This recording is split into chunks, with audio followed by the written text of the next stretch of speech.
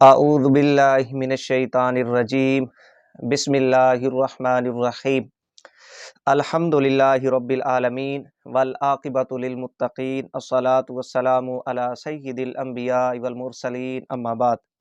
سامعین و ناظرین، ہماری یہ ویڈیو وہابی دوخانی فرقہ کے نام نہاد خود ساختہ امام المناظرین اور مشہور گپی مولوی نجیب عمر دوخانی کی ویڈیو کے جواب میں ہے۔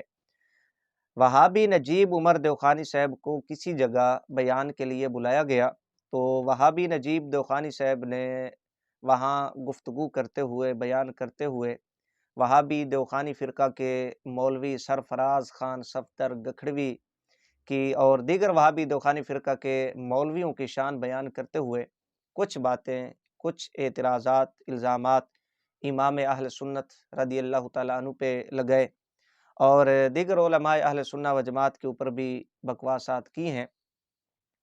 سامعین و ناظرین، کچھ اس کا پس منظر آپ سماعت فرما لیں۔ کچھ عرصہ قبل استاذ العلماء حضرت علامہ حافظ القاری مفتی محمد صفدر علی خان صاحب رضوی دامت برکاتہم العالیہ نے ایک بیان میں خطاب کرتے ہوئے وہابی دوخانی فرقہ کے جو مولوی سرفراز خان صفدر گکھڑوی تھے، قریب المرگ ایک واقعہ پیش آیا، یہاں پر میں دہرانا نہیں چاہتا، یہ بات مشہور ہے اور جو گکھڑوی صاحب کو قریب سے جاننے والے حضرات ہیں وہ بخوبی جانتے ہیں، دیگر حضرات بھی جانتے ہیں، وہابی دوخانی فرقہ کے لوگ بھی اور دیگر سنی علماء اور دیگر حضرات بھی جانتے ہیں کہ وہ کون سا واقعہ پیش آیا۔ تو وہ واقعہ، وہ حال علامہ صفدر علی خان صاحب رضوی زیدہ شرفہ نے بیان کیا خطاب میں۔ ظاہر ہے علماء اہل سنہ و جماعت رد فراق باطلہ کرتے رہتے ہیں، جس طرح کے باطل فرقہ کے مولوی حضرات علماء اہل سنہ و جماعت کے اوپر بکواسیں کرتے ہیں۔ نجیب دوخانی صاحب کو دیکھ لے، روزانہ اے دن امام اہل سنت مجدد دین و ملت امام احمد رضا خان قادری حنفی رضی اللہ تعالیٰ عنہ پہ الزام تراشی کرتے ہیں، بکواسیں کرتے ہیں۔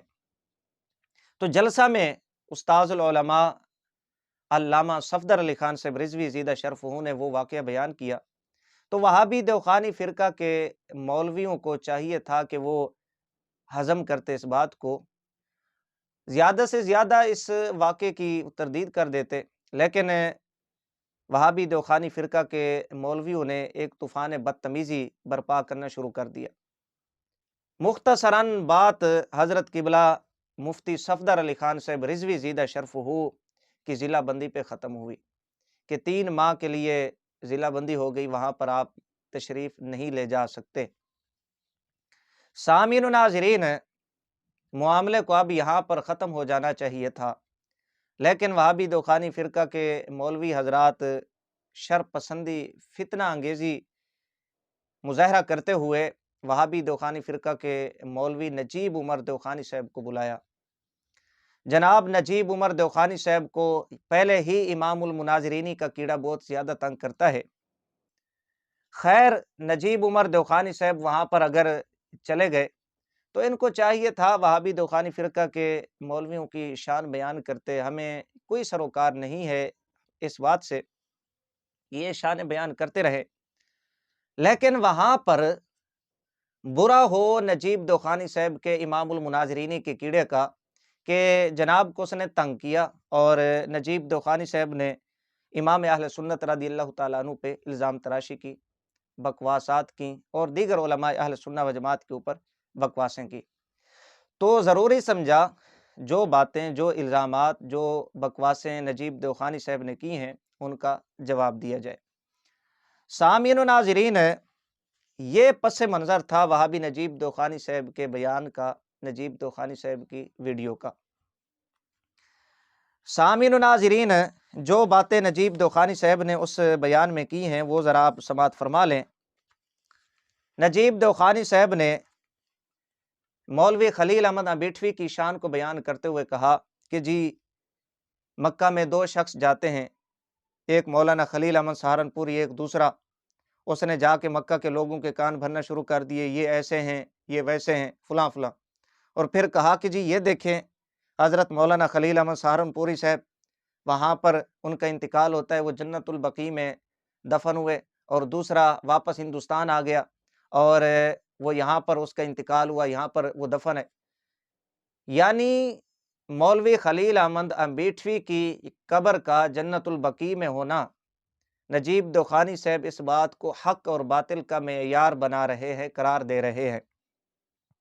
انشاءاللہ اس پہ ہم گفتگو کریں گے۔ دوسرے نمبر پہ نجیب دوخانی صاحب نے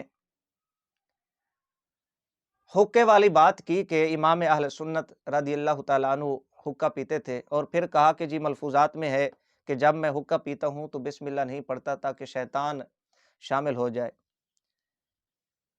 انشاءاللہ اس پہ بھی مختصراً گفتگو کریں گے۔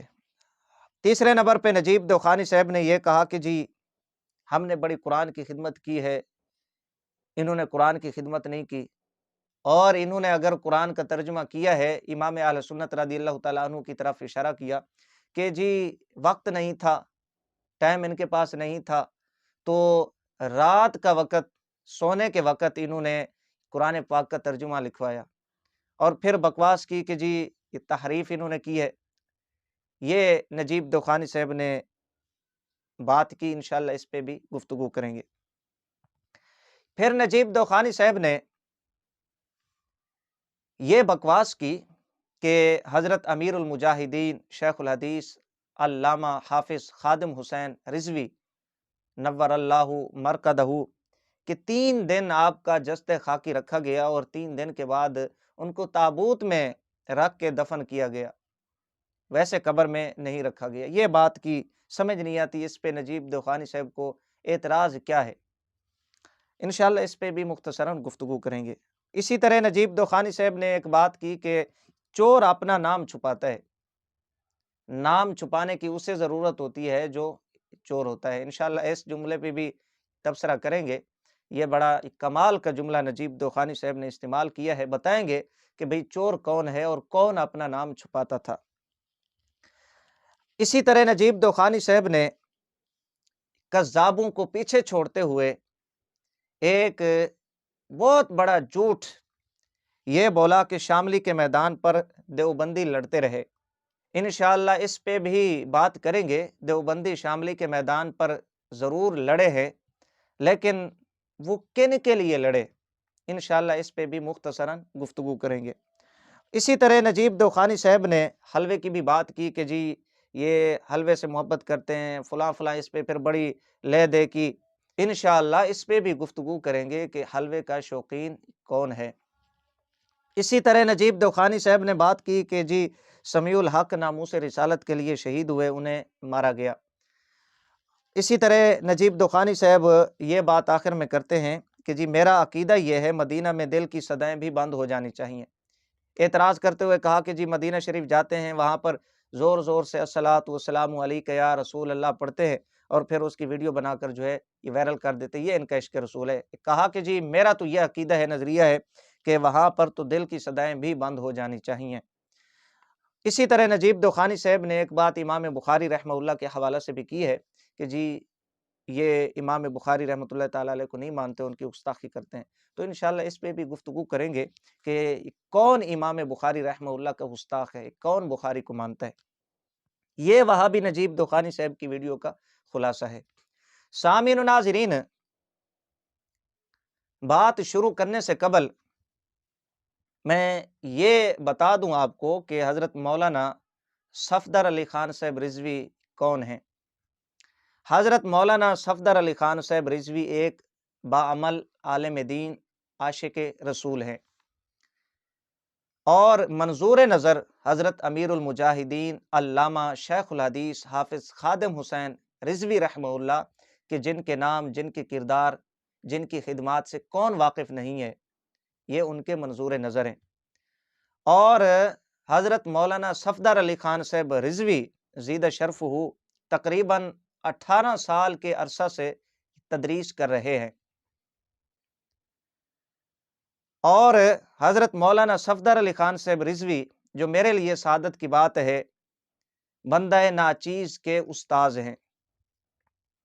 حضرت مولانا صفدر علی خان صاحب رضوی دامت برکاتہم العالیہ ناچیز کے استاذ ہے۔ ناچیز نے تقریباً 5 سال حضرت مولانا صفدر علی خان صاحب رضوی دامت برکاتہم العالیہ سے پڑھا ہے۔ شرح جامی، شرح تہذیب، شرح میت، یہ کتابیں، اسی طرح تلخیص المفتاح، یہ کتابیں میں نے حضرت مولانا صفدر علی خان صاحب رضوی زیدہ شرفہ سے پڑھی ہیں۔ نجیب دوخانی صاحب یہ کہہ رہے تھے کہ جی پتہ نہیں کون ہے، میں تو اس کا نام لینا پسند نہیں کرتا۔ بالکل ٹھیک کہا، کیونکہ جو بدبخت ہوتے ہیں ان کی زبانوں پہ کبھی اللہ کے ولیوں کا نام نہیں آتا، باقی رہ گئی ان کی علمیت، ان کے علم کی بات۔ نجیب دوخانی صاحب کو میں اتنا کہوں گا کہ جن کتابوں کے تمہیں نام نہیں آتے،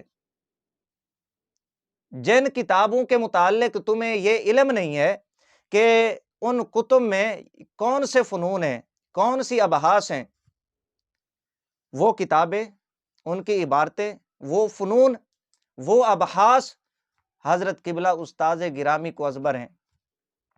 یہ صرف اتنا کافی ہے حضرت مولانا صفدر علی خان صاحب رضوی دامت برکاتہم العالیہ کے متعلق یہ مختصراً تعارف کروایا ہے۔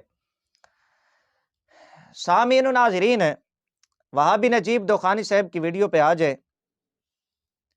جہاں تک بات ہے وہابی دوخانی فرقہ کے مولویوں کی شان کو بیان کرنا، ہمیں اس سے کوئی سروکار نہیں ہے، یہ کرتے رہیں، زمین و آسمان کے کلابے ملیں، نصیب کی بات ہے، مقدر کی بات ہے۔ ہم ناموس رسالت، عظمت مصطفیٰ، شان رسالت کے نام سے جلسے منعقد کرتے ہیں، حضور علیہ السلام کی شان بیان کرتے ہیں، اہل بیت اطہار صحابہ کرام کی شان بیان کرتے ہیں، اور یہ اپنے بڑے بابوں کے نام سے جلسے کرتے ہیں اور ان کی شان بیان کرتے ہیں، ان کا دفاع کرتے ہیں۔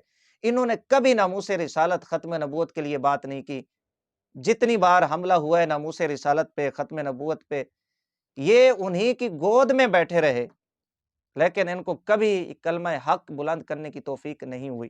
یہ نصیب کی بات ہے، ہمیں اس سے کوئی سروکار نہیں ہے۔ سامعین و ناظرین، یہ مبالغہ آرائی کرتے رہے، بہت مبالغہ آرائی کی، جی 60 سال پڑھایا، 50 سال پڑھایا۔ آپ یہاں سے اندازہ لگا لیں کہ دارالعلوم دیوبند جہاں پر بنا ہوا ہے، یہ ایک گندگی کا ڈھیر تھا، غلاظت کا ڈھیر تھا۔ انہوں نے اتنی مبالغہ آرائی کی، جھوٹے خواب بنائے، جھوٹے خواب بنا کے انہیں منسوب کیا اپنے اکابرین کی جانب، اپنے بڑے بابوں کی جانب، کہ جی وہ فرمایا کرتے تھے جب یہاں سے گزرتے تو ہمیں اس جگہ سے علوم نبوت کی خوشبو آتی ہے، حالانکہ وہ گندگی کا ڈھیر تھا، غلاظت کا ڈھیر تھا۔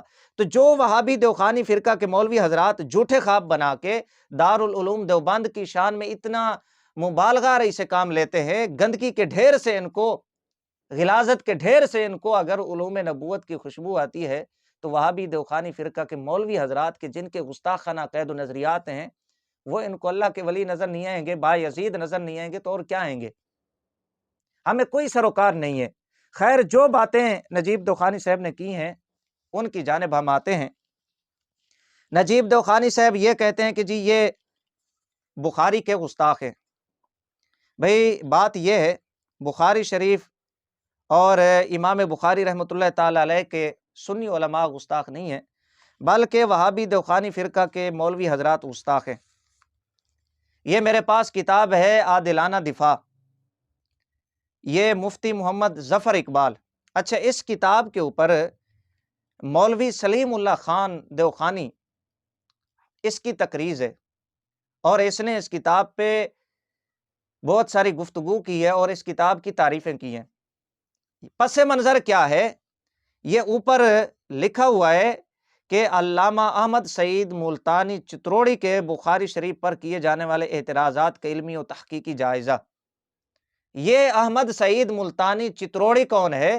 یہ وہابی دوخانی فرقہ سے تعلق رکھتا ہے، اور یہ اتنا بدبخت جاہل وہابی دوخانی تھا کہ اس خبیث نے اپنے ایک بیان میں کہا کہ امام بخاری رحمۃ اللہ تعالی علیہ نے بخاری نہیں لکھی، بلکہ ایک بے دین جاہل گمراہ شخص نے بخاری کو لکھا ہے، اور پھر کہتا ہے کہ بخاری تمہارا بہنوئی لگتا ہے، اور اس نے کتاب لکھی قرآن مقدس اور بخاری، اس نام سے احمد سعید نے کتاب لکھی تھی، اور یہ کتاب اس کتاب کا جواب انہوں نے دیا ہے۔ بھائی تمہارے اپنے دو گروہ ہیں، ایک بخاری کی گستاخیاں کرتا ہے، بخاری شریف کو نہیں مانتا، بخاری شریف کو بے دین گمراہ کی لکھی ہوئی کتاب قرار دیتا ہے، جب تمہارے وہابی دوخانی فرقہ کے مولوی حضرات امام بخاری کو معاف نہیں کرتے، بخاری کو معاف نہیں کرتے، امام احمد رضا خان قادری ان کا بہنوئی لگے گا اسے معاف کر دیں گے؟ جب بخاری پہ اعتراض کرتے ہیں، امام بخاری پہ کرتے ہیں، تو امام احمد رضا قادری کو یہ کیسے معاف کریں گے؟ امام حاکم کو رافضی غالی شیعہ قرار دیتے ہیں، خبیث قرار دیا امین صفدر اکاڑوی نے، جب امام حاکم جیسا محدث ان کے نزدیک رافضی غالی شیعہ ہے اور خبیث ہے، یہ سنی علماء کو کیسے معاف کریں گے؟ پھر کہتے جی ہم نے بخاری اتنے سال پڑھی، فلانے نے اتنے سال پڑھی، ڈھمکانے نے اتنے سال پڑھی۔ بھئی پہلے بخاری کو تو مان لیں، امام بخاری کو تو مان لیں۔ ایک جانب یہ دعوے کہ ہم نے اتنے سال بخاری پڑھی، دوسری جانب تمہارے فرقہ کے مولوی حضرات یہ کہتے ہیں کہ بخاری کسی بد دین جاہل گمراہ شخص نے لکھی ہے، وہ بخاری کو ماننے کے لیے تیار نہیں ہے۔ تم نے کون سی بخاری پڑھی ہے؟ ہمیں بھی ذرا بتائیں وہ کس نے بخاری لکھی تھی جو تم پڑھاتے ہو؟ تمہارے مولوی حضرات کہتے ہیں یہ امام بخاری نے نہیں لکھی۔ اپنے مولویوں کے خلاف، اپنے دھرم کے فرقہ کے مذہب کے مولویوں کے خلاف امام بخاری کے متعلق کی کتابیں تم لکھو، تمہارے مولوی امام بخاری کے خلاف کتابیں لکھے اور کہتے ہمیں ہو کہ یہ بخاری کے گستاخ ہے۔ کس منہ سے ہمیں تانا دیتے ہو؟ ذرا اپنے گھر کے گند کو صاف کریں۔ یہ امام بخاری رحمۃ اللہ تعالی علیہ، میں اگر یہاں پر یہ عبارتیں پڑھ کے سناؤں جو الزامات انہوں نے امام بخاری رحمہ اللہ کے متعلق انہوں نے بیان کیے، امام بخاری پہ الزامات لگے، یہاں پر یہ کتاب سلیم اللہ خان تقریض میں لکھتا ہے کہ امام بخاری کا اصل مشن روایات کا ڈھیر لگانا ہے، قرآن میں بصیرت حاصل کرنا یا قرآن کو مقدم رکھنا ان کے زاویہ خیال میں بھی نہیں ہے۔ یہ امام بخاری کا مشن انہوں نے قرار دیا وہابی دوخانی فرقہ کے مولویوں نے۔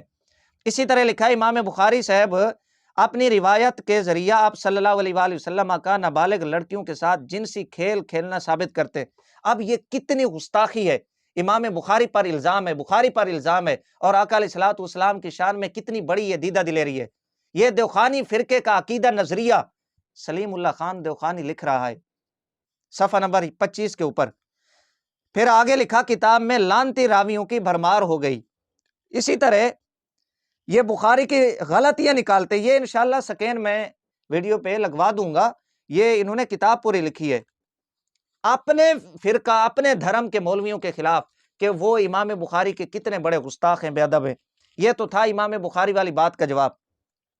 نجیب دوخانی صاحب نے ایک بات کی کہ جی خلیل امبیٹوی کی قبر حرم میں ہے، اور امام اہل سنت رحمہ اللہ کے متعلق کہا کہ وہ ہندوستان میں ہے۔ نجیب دوخانی صاحب نے گویا قبر کو وہاں اور یہاں ہونا حق کا اور باطل کا معیار قرار دیا۔ اگر یہی بات ہے تو پھر رشید احمد گنگوہی کی قبر کہاں ہے؟ قاسم نانوتوی کی قبر کہاں ہے؟ تھانوی کی قبر کہاں ہے؟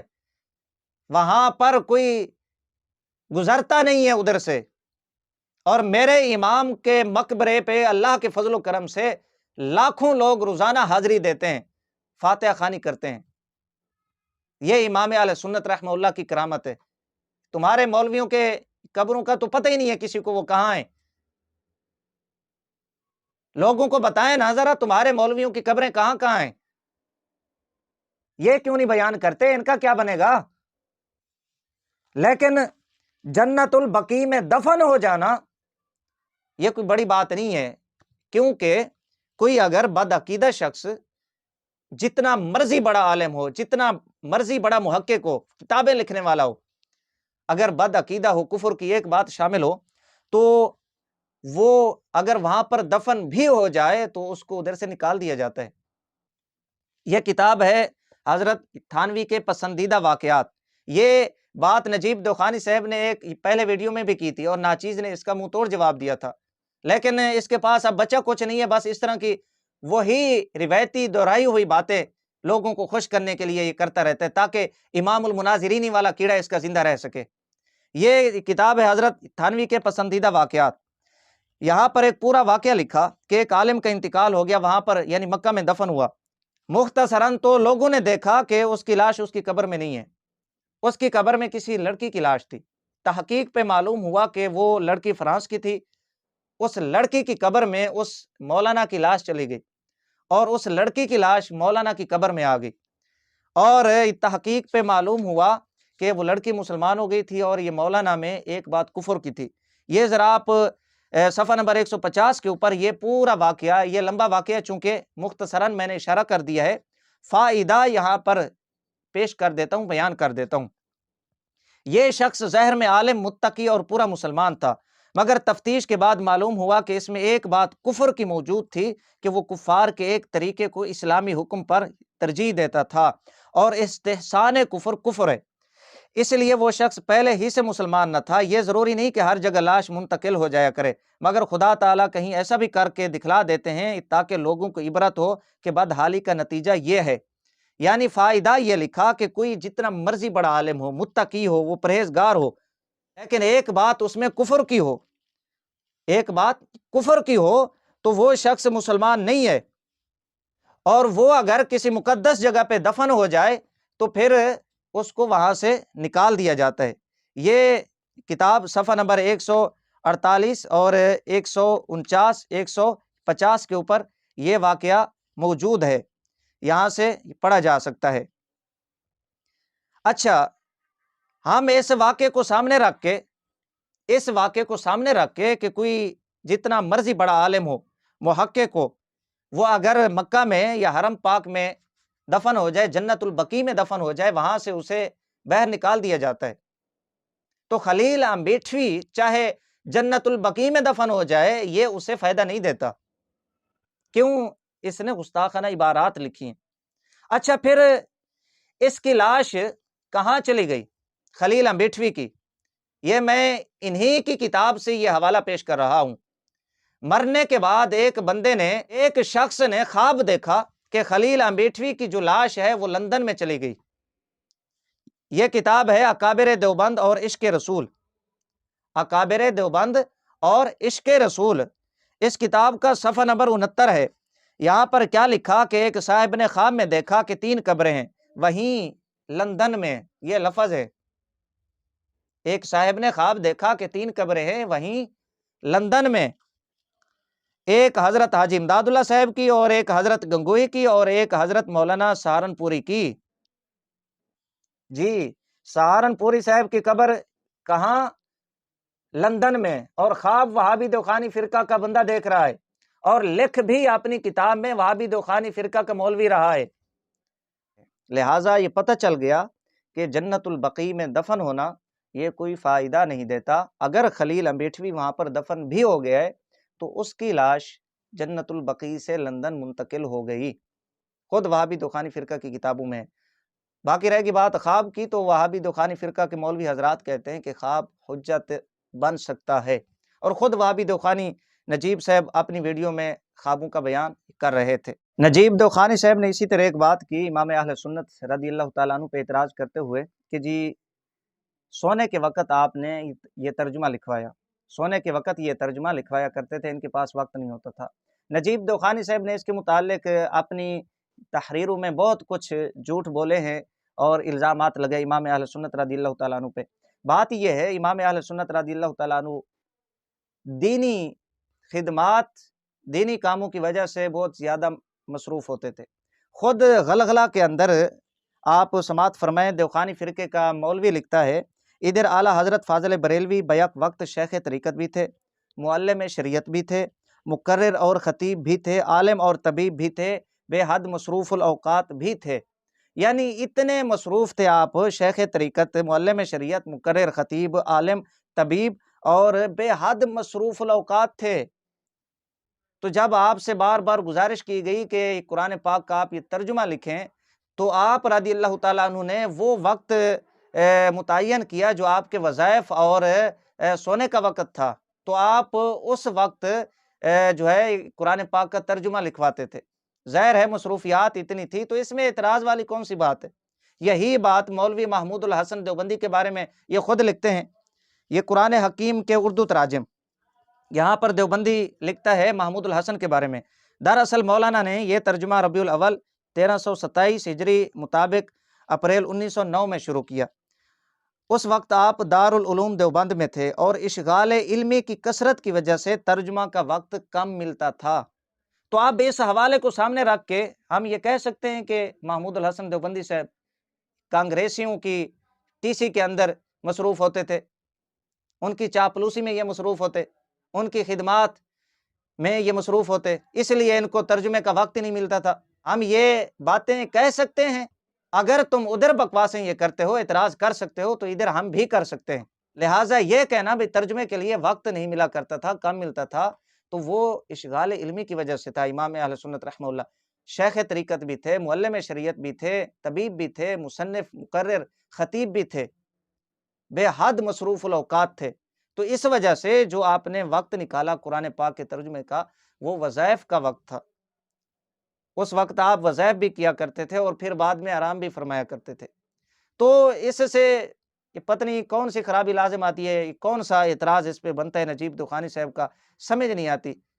اس بندے کو اپنی عقل کا علاج کرانا چاہیے۔ میں پہلے بھی کہہ چکا ہوں آبی دخانی فرقہ کے لوگوں کو کہ جی اس کو کسی مینٹل ہسپتال میں داخل کریں اور اس کی عقل کا علاج کروائیں۔ اسی طرح حقے کی بات کی، امام اہل سنت رضی اللہ تعالیٰ عنہ کے متعلق میرے پاس درجنوں حوالے ہیں۔ وہابی دخانی فرقہ کے مولوی حضرات حقہ پیا کرتے تھے۔ یہاں پر ایک میں حکایت پیش کر دیتا ہوں ارواح ثلاثہ سے، یہ صفحہ نمبر 149 ہے۔ حافظ ضامن صاحب جن کا ذکر کر رہے تھے کہ یہ بہت بڑے مجاہد تھے، تحریک آزادی میں لڑے، ان کا لاشا آپ کو ملے گا، وہی حافظ ضامن صاحب۔ لکھا ہے کہ جب کوئی ان کے پاس آتا تو فرماتے کہ اگر مسئلہ پوچھنا ہے تجھے تو شیخ محمد کی طرف جاؤ، اگر مرید ہونا ہے حاجی امداد اللہ کی جانب جاؤ، اگر حقہ پینا ہے تو یاروں کے پاس بیٹھ جا۔ اپنا کہہ رہے ہیں، یہ حقہ پیا کرتے تھے، باقاعدہ یہ حقے کی تعلیم دیا کرتے تھے، حقہ پیا کرتے تھے، یہ لنگر ان کا چلتا تھا، حقہ پینا ہے تو یاروں کے پاس بیٹھ جا۔ اس طرح کے درجنوں حوالے ہیں، لیکن نجیب دخانی صاحب نے چونکہ اعتراض کیا ہے، شیطان کو شامل کر لیتا ہوں، بسم اللہ نہیں پڑھتا تاکہ بھوکا پیاسا ہو تو اس کا کلیجہ جل جائے۔ سمجھ نہیں آتی کہ شیطان سے اس کو محبت کیوں ہے۔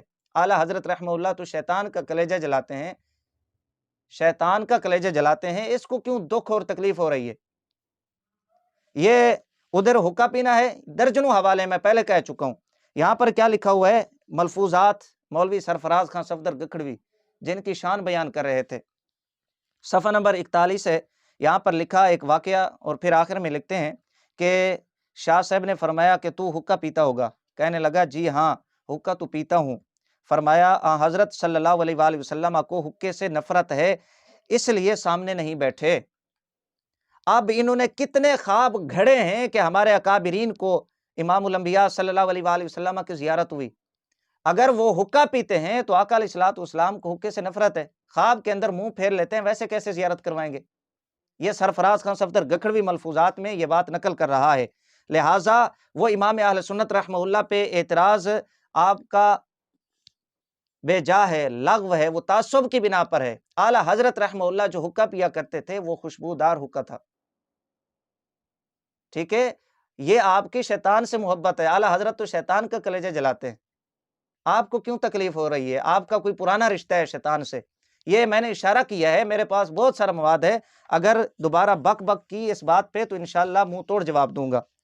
اسی طرح ایک بات کی کہ جی خادم صاحب کا جسد خاکی 3 دن رکھا گیا، اس کے بعد جو ہے تابوت میں رکھ کے دفن کیا گیا۔ مجھے سمجھ نہیں آتی اس بات پہ اعتراض کیا ہے؟ یہ ولایت کی علامت ہے، حق کی نشانی ہے حضرت امیر المجاہدین رحمہ اللہ کی، کہ وہابی دیوخانی فرقہ کے مولوی حضرات جب مرتے ہیں تو ان کا چہرہ نہیں دکھایا جاتا۔ غلام اللہ خان کا چہرہ نہیں دکھایا گیا، سرفراز خان صفدر گکھڑوی کا چہرہ نہیں دکھایا گیا، ان کا رفیع عثمانی مرا ہے اس کا چہرہ نہیں دکھایا گیا۔ کیوں نہیں دکھایا؟ یہ دکھاتے نا، یہ امیر المجاہدین رحمہ اللہ کی کرامت ہے کہ جوں جوں وقت گزرتا گیا حضرت قبلہ کے چہرے پہ مسکراہٹ بڑھتی گئی، نورانیت بڑھتی گئی۔ جب دفنانے لگے تو حضرت قبلہ صاحبزادہ صاحب آپ کی ریش مبارک پہ ہاتھ پھیر رہے ہیں، وہ ویڈیو ذرا دیکھ لیں کیسے آپ مسکرا رہے ہیں۔ کیا یہ حق کی علامت نہیں ہے؟ 3 دن آپ کا جسد خاکی آپ کے بقول رکھا گیا تو وہ خراب نہیں ہوا، دیکھنے والوں کا ایک مجمع تھا، عام لوگ بھی زیارت کرتے رہے، 3 دن زیارت کرتے رہے یار، یہ حق کی علامت نہیں ہے، اس کے باوجود تو بکواس کر رہا ہے۔ جب کوئی اعتراض نہ ملا، یہ اعتراض کہ جی یہ تابوت میں رکھ کے دفن کیا گیا، جہاں تک مجھے معلوم ہے کہ ممکن ہے مستقبل میں، یہ تابوت میں رکھنے کی وجہ بتا رہا ہوں، حضرت قبلہ امیر المجاہدین رحمہ اللہ کے جسد خاکی کو کسی دوسرے مقام کے اوپر منتقل کیا جائے، ممکن ہے، امکان ہے اس بات کا، یہ وجہ ہو سکتی ہے، وگرنہ مجھے سمجھ نہیں آتی نجیب دوخانی صاحب کو اس پہ اعتراض کیا ہے؟ یار یہی اعتراض تمہیں نظر آیا بھئی وہ تابوت میں آپ کا جسد خاکی رکھا گیا، تھوڑا سا اپنی عقل کا علاج کروائیں۔ اسی طرح نجیب دوخانی صاحب نے کہا کہ چور اپنا نام چھپاتا ہے، یہ بہت اچھی بات کی، چور اپنا واقعی ہی نام چھپاتا ہے، یہ ارواح ثلاثہ ہے اور بہت سارے کتب کے اندر یہ واقعہ ہے۔ یہ ممکن ہے نجیب دوخانی صاحب کہیں کہ یہ ہمارے نزدیک معتبر نہیں ہے، مستند نہیں ہے۔ قاسم نانوتوی نے جب یہ تحذیر الناس لکھی تو تحذیر الناس لکھنے کی وجہ سے جو فساد شر ہوئے، علماء نے تکفیریں کی قاسم نانوتوی کی، تو وہ اپنا نام نہیں بتلایا کرتا تھا بلکہ اپنا تاریخی نام خورشید بتلایا کرتا تھا، قاسم نانوتوی یہ نہیں بتلاتا تھا۔ یہ بات بالکل نجیب دوخانی صاحب نے ٹھیک کی ہے کہ جو چور ہوتا ہے وہ اپنا نام چھپاتا ہے، قاسم نانوتوی کو اس لیے اپنا نام چھپانے کی ضرورت پیش ہے۔ ٹھیک ہے، یہ مختصراً میں باتوں کا جواب دے رہا ہوں۔ اسی طرح نجیب دوخانی صاحب کہتے ہیں شاملی کے میدان پر دیوبندی لڑتے رہے، دیوبندی ضرور لڑے ہیں لیکن انگریز کی جانب سے لڑے ہیں، مسلمانوں کی جانب سے نہیں۔ یہی وجہ تھی، سوانح قاسمی یہ میرے پاس پڑھی ہوئی، اس میں لکھا ہے کہ آپ کے ایک بزرگ یہ کہتے تھے کہ حضرت خضر کو انگریزوں کی صف میں لڑتے ہوئے دیکھ رہا ہوں۔ تمہارے بزرگ، تمہارے اکابر حضرت خضر کو انگریزوں کی صف میں لڑتے ہوئے دیکھ رہے ہیں تو وہ انگریزوں کے خلاف کیسے لڑیں گے؟ تذکرۃ الرشید کو ذرا پڑھ لے، عاشق الہی میٹھی کو، رشید گنگوہی کا خلیفہ شاگرد خاص جس نے سوانح لکھی ہے، یہ آپ کو تحریک آزادی کا جو مجاہد بننے کا بھوت سوار ہے یہ آپ کو اتر جائے گا۔ ملفوظات عبید اللہ سندھی پڑھ لیں، وہ کہتے ہیں کہ افسوس یہ ہے کہ دیوبند اور علی گڑھ کی بنیاد یہ انگریز کی وجہ سے، انگریز کے کہنے پہ رکھی گئی اور انگریز اس کے سرپرست ہیں۔ وہ کہتا ہے کہ قاسم نانوتوی کا بیٹا حافظ احمد انگریز سے 250 روپیہ بھی قبول کرتا ہے اور شمس العلماء کا خطاب بھی پاتا ہے۔ یہ آپ کی انگریز دشمنی ہے؟ جی آپ نے پتھر مارا ہو دکھا دیں، 600 روپیہ آپ کا تھانوی کیوں لیا کرتا تھا؟ خود تھانوی کے خلاف آپ کے مولوی، آپ کے دھرم کے، مذہب کے، فرقہ کے یہ مولوی جو ہے وہ آئیں بھر کے شکایات کر رہے ہیں، اپنی کتب میں یہ باتیں لکھتے ہیں۔ ساری زندگی تم لوگوں نے انگریز نوازی کی، انگریزی جھنٹی کی، اب سنی علماء کے اوپر بکواسیں کرتے ہو، بھونکتے ہو۔ یہ شاملی کے میدان پہ جو آپ نے جھوٹ بولا کہ وہابی دوخانی فرقہ کے مولوی حضرات لڑتے رہے انگریز کے خلاف، وہ انگریز کے خلاف نہیں لڑے بلکہ انگریز کے حق میں لڑے۔ اسی طرح آپ نے حلوے کی بات کی، یہ میرے پاس وہی ارواح ثلاثہ اور بھی بہت ساری کتب میں بہت سارے حوالہ جات ہیں، مولوی اسماعیل دہلوی، اور آپ کے مولویوں کی تو دعائیں حلوے کے بغیر قبول نہیں ہوتی، آپ کس منہ سے ہمیں تانا دیتے ہیں؟ ان باتوں کا جواب میں چونکہ سابقہ ویڈیوز میں دے چکا ہوں، اس لیے مختصراً یہاں پر میں جواب دے رہا ہوں۔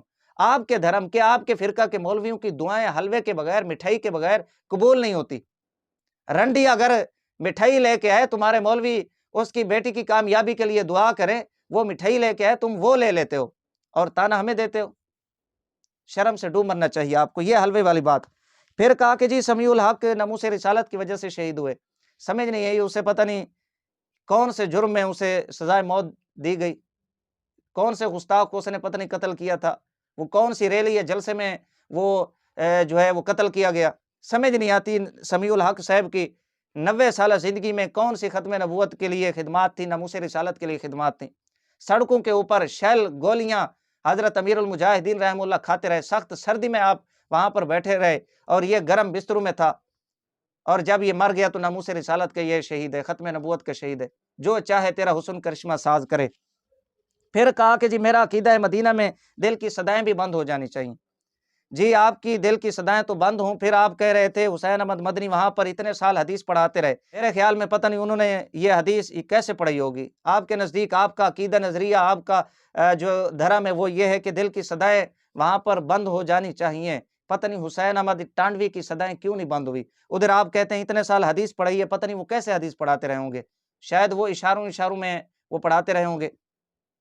یہ چند باتیں جو نجیب دخانی صاحب نے کی ہیں ان کا مختصراً میں نے جواب پیش کیا ہے، اور اگر نجیب دخانی صاحب نے اس پہ کوئی بک بک کی تو انشاءاللہ العزیز اس کا منہ توڑ اور تفصیل کے ساتھ جواب آئے گا۔ میرے پاس مواد الحمدللہ کثرت کے ساتھ ہے، ان باتوں کا جواب چونکہ ناچیز پہلے پیش کر چکا ہے اس لیے یہاں پر مختصراً پیش کیا ہے۔